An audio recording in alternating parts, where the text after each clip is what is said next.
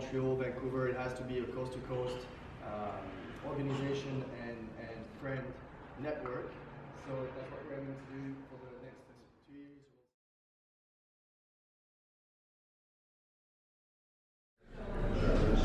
Beaucoup de ma maman. Comme beaucoup de chefs probablement, mais non pas que pendant ma petite enfance, elle cuisinait énormément. Mais moi, dès mon plus jeune âge, j'ai été élevé d'une certaine façon où est-ce que la baguette était importante, il y avait l'eau gazeuse, tu vois, ici c'était pas des choses qui étaient communes. Alors pour moi, c'est comme ça que j'ai été élevé, puis peut-être que ça fait son bout de chemin et tout. J'ai eu la chance d'être ramené dans des bons restaurants en jeune âge aussi également, ce qui fait en sorte que mon palais a pu se développer. Les fromages que j'ai pu avoir la chance de déguster, les visites à la campagne également que je me rappelle, ça paraît bien cliché, mais ça marque une enfance. Et ce côté-là fait en sorte, je crois, qu'aujourd'hui, je suis ce que je suis dans une cuisine. Et enfin, ça représente énormément, beaucoup de pression, bien sûr, mais la première chose qui me vient en tête, c'est beaucoup de fierté. Vous n'êtes pas sans savoir que c'est un honneur de représenter une nation complète dans un concours d'envergure comme celui-ci. Bien sûr, il y a beaucoup, comme je l'ai dit, beaucoup de choses qui font en sorte que la pression est. Donc, essayer de ne pas décevoir les gens qui nous donnent un coup de main, faire en sorte que les sponsors aussi puissent être présents puis les amener également eux aussi à un autre niveau. C'est faire en sorte que toute l'industrie de la restauration, de l'hôtellerie, et ça passe aussi par tous les producteurs qui puissent aller et augmenter le niveau encore une fois. Donc, c'est essayer d'aider, c'est tendre la main au prochain. C'est ce que ça représente pour moi, c'est beaucoup, beaucoup de partage. C'est la chose qui compte le plus actuellement pour nous. Fébrile. Oui, très fébrile. On le sait vers quoi qu'on s'en va, mais on n'a pas encore des sujets, on ne sait pas où ce que ça va se passer.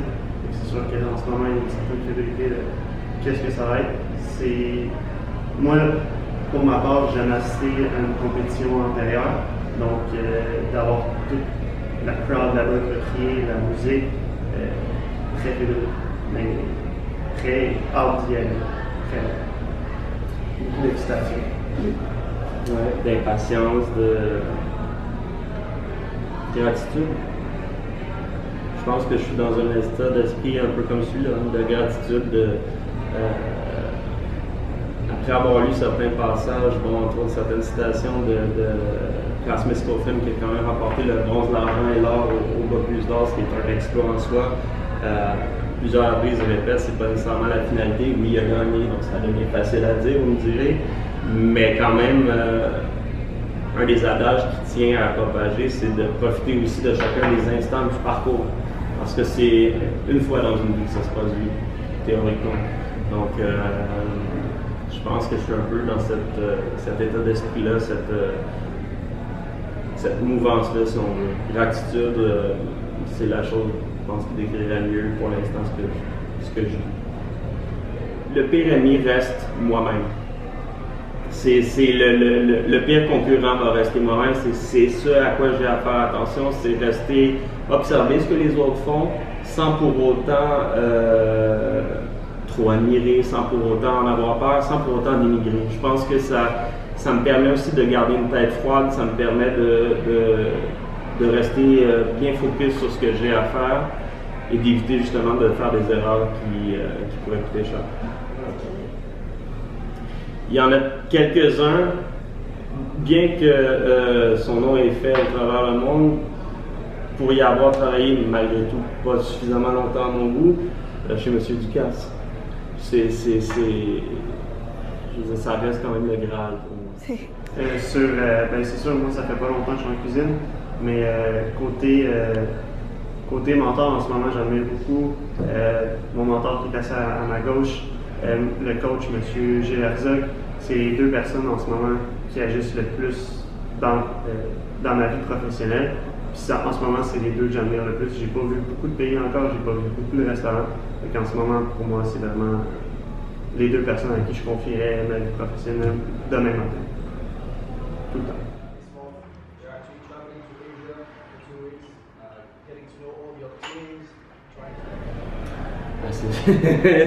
Oui, j'en ai plusieurs même.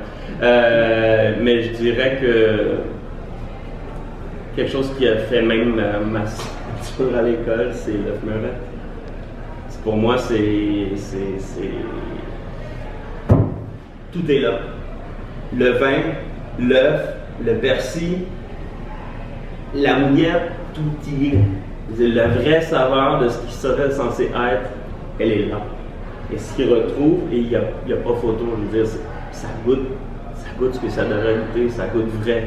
Ça ment pas, ça prétend pas autre chose que ce que c'est. Je pense que cette simplicité-là, dans beaucoup de plats classiques français, que ce soit le pot au feu, que ce soit les escargots de Bourgogne, Alouette, je crois que c'est parce que c'est vrai, c'est authentique. Ce que c'est dans l'assiette, même si c'est joli, même si c'est bien présenté, c'est ce que c'est et on sait que ça va être bon. Parce que ça goûte ce que c'est censé goûter. Je vais laisser Alexis répondre, c'est un running gag. L'oignon, le sureau, ça c'est vraiment deux favoris. Sarrasin. Le poivre sauvage de Madagascar aussi qui a été, je pense que ça serait ces 4 way to go n'importe quand. Avec tout ça, on peut tout faire. Féminine. C'est vrai? Ouais. Féminine. La cuisine est ma femme. La cuisine est ma maîtresse. La cuisine parle, la cuisine sent, la cuisine respire, la cuisine écoute. La cuisine, c'est une femme. La cuisine, c'est la féminité dans ce que ça représente et dans ce que ça doit représenter selon moi. Trying to get some ideas, so we need ideas from you, some techniques, some ingredients. We